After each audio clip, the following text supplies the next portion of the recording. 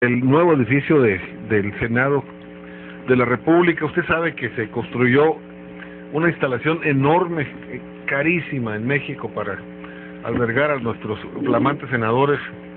Y bueno, usted sabe también que durante meses y años se habló de que la obra era magnífica, tuvo un presupuesto elevadísimo. Bueno, finalmente, y ya puesto en operación, resultó que tenía problemas gravísimos de infraestructura, que se goteaba en algunas partes, que no era operativo en otras, y luego finalmente trasciende que las adecuaciones, modificaciones y adaptaciones en la nueva sede del Senado de la República terminaron costándonos a todos los mexicanos un 94.66% más en relación al precio de la elaboración del proyecto ejecutivo inicial.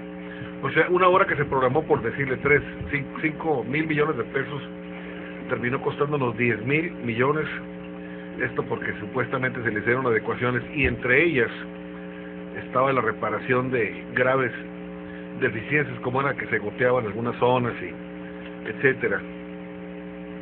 Esta obra se agrega o se une a la de la Estela de Luz y otras más que también iniciaron con un presupuesto determinado y luego finalmente se prestó el 3 o 4 veces más. Y la verdad es que es increíble cómo es posible que este tipo de cuestiones se den a nivel federal, el gobierno federal, pero además en donde se supone que está vigilado cada uno de los millones que se gastan en este tipo de proyectos. Yo nunca podré entender cómo es posible que se rebasen los topes así. Parte de la información dice que el despacho Muñoz Arquitectos Asociados de Yucatán pudo cobrar más de 62.4 millones de pesos más de los otros milloncitos que se habían embolsado ya por hacer las educaciones y modificaciones a este. Ha sido todo un escándalo ese edificio desde que se construyó, poco después que fue estrenado. ¿Recuerdas? Había goteras. Sí. Hubo periodistas que dieron cuenta de fisuras, de grietas en el edificio, digo, un edificio construido con toda la mano, sin limitación de recursos, y que bueno, pues se convierte en un escándalo más, ¿no? Ha habido otros casos en esta misma recientes, pues en esta misma administración federal, como la Estela de Luz que estaba pensando para ser inaugurada el 20 de noviembre del 2010. Se inauguró un año después, se duplicó, triplicó el presupuesto original. En medio de escándalo. Y luego después trascendió que el suelo donde estaba sentada no era adecuado y que se tuvieron que hacer inversiones millonarias para poner que el concreto, su terreno es suficiente para apuntalar la obra. Entonces es increíble que siendo supervisada este tipo de proyectos por expertos de la Secretaría de Comunicaciones, etcétera, y obras públicas y demás, terminen siendo este tipo de problemas para los mexicanos. Yo no puedo de veras creer que el edificio de los senadores haya costado el doble, simplemente por deficiencias en el proyecto original. Y ahora, el dinero se tuvo que invertir por parte del gobierno federal, pero ¿y las sanciones a la empresa dónde están? Yo quiero leer también los cientos de millones de pesos que la empresa tuvo que pagar porque hizo deficiente el edificio. No solo no pagó, sino que pidió más presupuesto, se le concedió para que el flamante edificio de los senadores quedara terminado. Y luego el gobierno panista se queja a veces de que es atacado injustamente.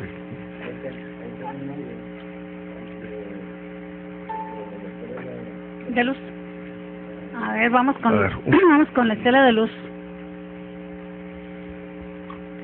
Con esta situación donde observamos al presidente que de pronto se le chisporrotea una fecha. Oigan ustedes.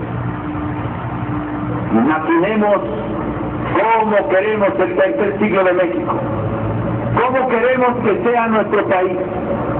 Cómo queremos que lo recuerden y conmemoren los mexicanos del 3110.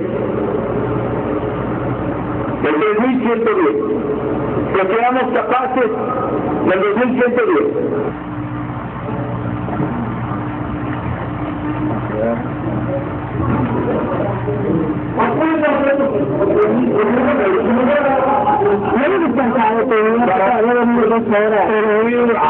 Pero entonces, ¿a quién le extraña que los monumentos no estén en el año que van? Ahí va. Claro. ¿Qué te pasa con esta zona y con este? Porque le ando delito, vamos a ver la escena de años para cuándo lo quiere que necesite. Para 3010.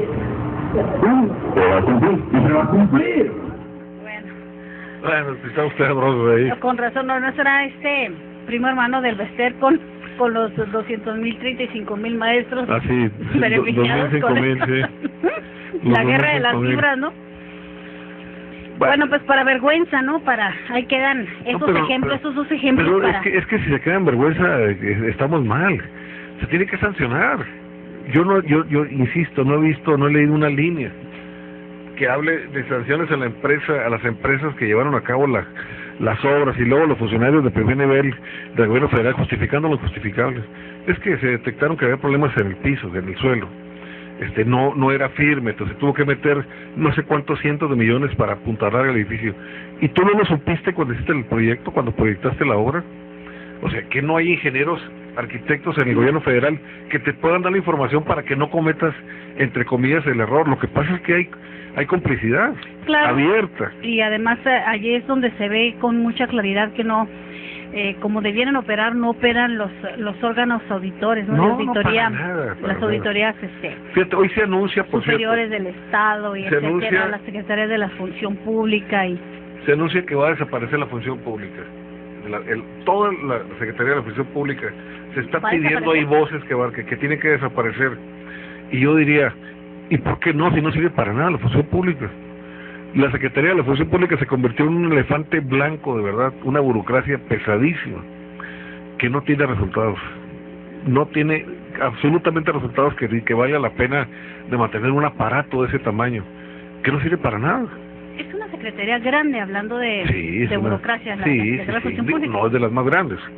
La secretaría más grande del gobierno federal de las más grandes es, por supuesto, educación pública, comunicaciones, la SCT, comunicaciones, transportes, salud, son los grandes monstruos pero de los que estamos mencionando, esta es una mediana, la función pública, que era la SECODAM. Vaya, funcionaba mucho mejor cuando era SECODAM que cuando se convirtió en la función pública, porque si tú recuerdas, la gran promesa del cambio, una de las grandes promesas de Fox fue que al convertir la SECODAM en la función pública se iba a atender de manera integral todo lo que tiene que ver con el servicio público. Se convirtió simplemente en un elefante blanco, o sea, proyectos y proyectos y proyectos. Los órganos internos de control están muy acotados en su función, no operan porque legalmente no tienen las facultades. Se convirtió en un gran archivo, yo creo, nada más, ¿no? Es un archivo, de papeles, así es. Todos los oficios y todas las ¿cómo se llaman lo que realizan los auditores, que ya es al final? Son informes. Todos los informes de los auditores se quedan archivados, ¿no? Se han quedado archivados. Así es. No prosperan, no terminan en donde debieran terminar, porque entiendo que la Secretaría de la Función Pública tiene la facultad de pasar a vistas a la Procuraduría General de la República, claro, por casos pero ¿sabes cuántos de filtros? denuncias probadas, ¿no? Pero ¿sabes cuántos filtros pasa un expediente? No. Un expediente en una delegación, por ejemplo, en la delegación del órgano externo de la SCT,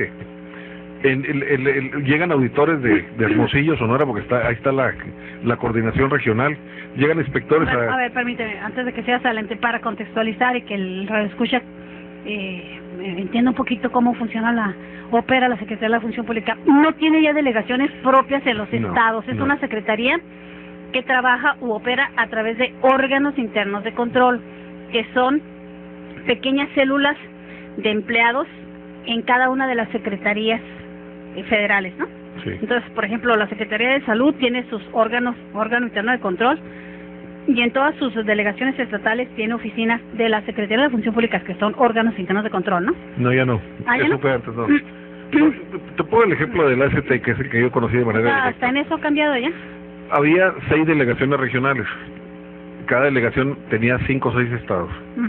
Esas desaparecieron por denuncias de corrupción en las mismas delegaciones. Entonces se centralizó todo. El órgano interno de control de la ACT está centralizado en México. O sea, los que combaten la corrupción fueron denunciados por corrupción. Es que el funcionario más corruptible que te puedes imaginar es un auditor. Un auditor es perfectamente corruptible y el procedimiento es, vaya, clarísimo. Llega el auditor a una auditoría y lo más fácil es que si hay irregularidades graves en la dirección general del centro de ST o de lo que sea, le ofrecen una cantidad importante de dinero como cabeza del grupo de auditores. ¿Compran la auditoría? Así es. Y entonces la auditoría se lleva a cabo de todos modos, porque bueno, de alguna manera hay vigilancia. Pero los gravísimos irregularidades que se pueden encontrar se convierten, en vez de sanción directamente, se convierten en observaciones y se le otorgan plazos a la dirección del centro, al centro de ST, para que responda y corrija. Entonces se le entregan primero 3 meses, se le otorgan luego 6 meses y hasta 1 año o 2 para solventar las observaciones sobre irregularidades.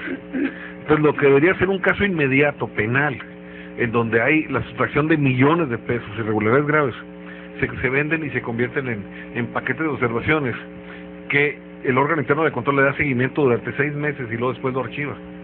Y se echa a dormir. Por eso te digo, entonces la Secretaría de la Función Pública se ha convertido en un enorme archivo nacional de expedientes que no prosperaron. Y luego, cuando un expediente prospera y llega hasta la función pública, porque un expediente que prospera llega a la función pública, al área de responsabilidades.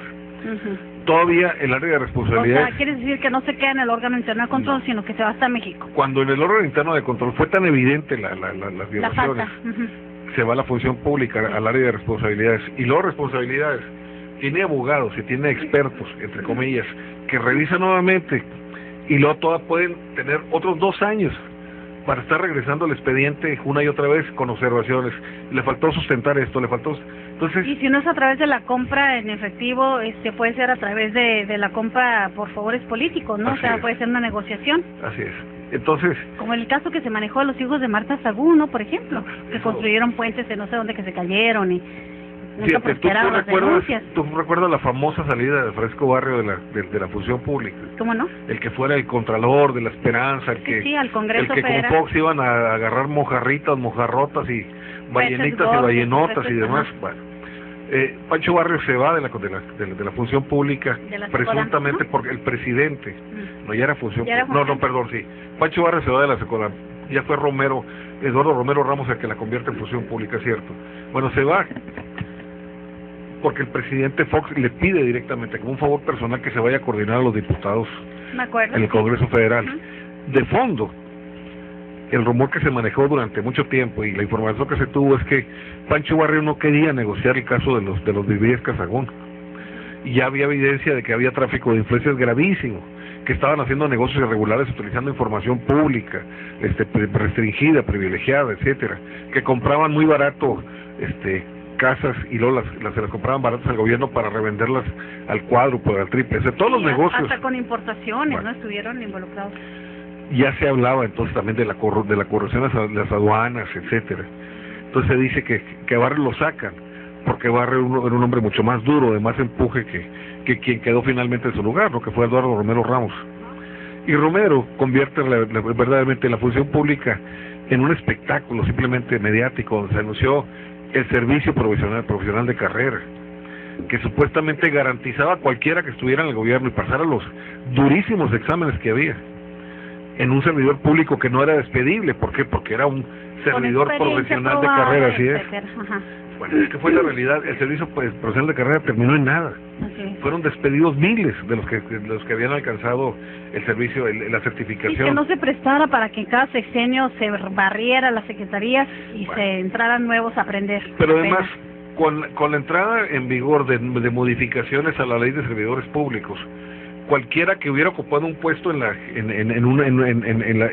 Secodam o en la función pública no podía pasar a los órganos internos de control hasta después de 1 año, por higiene. O sea, tú no podías ser juez y parte, o no podían pasar incluso de la Contraloría o de la función pública a las dependencias federales, por ejemplo, que auditaban anteriormente. Entonces Romero, ante esa modificación a las leyes, se adelanta y a toda su gente más cercana la colocó en órganos internos, la colocó en otros puestos, o sea, movió todo su ajedrez para que una vez que entró en vigor la ley, dijo, aquí se va a respetar la ley. Ya tenía acomodado. O sea, había acomodado todo el paquete de funcionarios. Y todo eso ocurría en la función pública y a nadie se despeinaba. Un caso gravísimo que fue denunciado. La que fuera la titular del órgano interno de control en la SCT. Está, híjole, ¿cómo? ¿Pero de dónde? La titular. Ah, ¿la titular? Sí, la del OIC. ¿La Guadalupe? No. Está... Hijo, no recuerdo, ahorita recuerdo el nombre. Era la titular del órgano interno de control. Recibe un ofrecimiento para pasar a ser la coordinadora de centros SCT, lo cual estaba estrictamente prohibido por la ley de responsabilidades públicas, de responsabilidades de los servidores públicos, etcétera. Establecía que tú no puedes salir del órgano interno de control, y menos de siendo titular, a pasar a ocupar un puesto en la SCT, porque la ley estrictamente lo prohibía. Mónica María del Rosario Barrera Rivera. Bueno, era la entonces titular. Entonces le ofrecen el puesto de coordinadora de centros SCT y se va directamente. Fue denunciado ante los medios de comunicación, ante la misma función pública, y el expediente terminó dormido, así es. Y no pasó nada. Y eso que era flagrante, la ley es clarísima. Tú no puedes, hasta que pase un año, tú no puedes ocupar un puesto en donde tú auditabas, porque se presume que puede haber un vínculo político, claro, conveniencia, etcétera. Y así ocurrió. Mónica María del Rosario Barrera fue durante 3 años la coordinadora de centros de SCT. Organizó una feria itinerante me acuerdo, una exposición de pintura en todos los centros de SCT, y a cada centro que llegaba le pedía al director del centro 100,000 pesos para ella, para su fondo de retiro, y que pagara todos los gastos de la exposición itinerante. Fue denunciada una y otra vez. Ahora, cuando fue titular del órgano interno de control, tenía fama de ser incorruptible, y terminó en medio de la más escandalosa corrupción. Bueno. Y esos son datos duros, ¿eh? Pues son los antecedentes que hacen pensar que la Secretaría de la Función Pública efectivamente, si no es que desaparece, pues se va a transformar en otra cosa, ¿no? Bueno, pero a ver en qué. Esa es la otra parte del capítulo. A ver en qué. Si la convierten en algo similar, entonces no sirve para nada tampoco. Pues sí, va a seguir operando como un bulto burocrático más. Bueno, ya se anunció por parte de nuestro futuro presidente que va a haber una institución exclusivamente dedicada a analizar la corrupción, a combatir la corrupción. Si eso se va a convertir la función pública, pues ya veremos los resultados.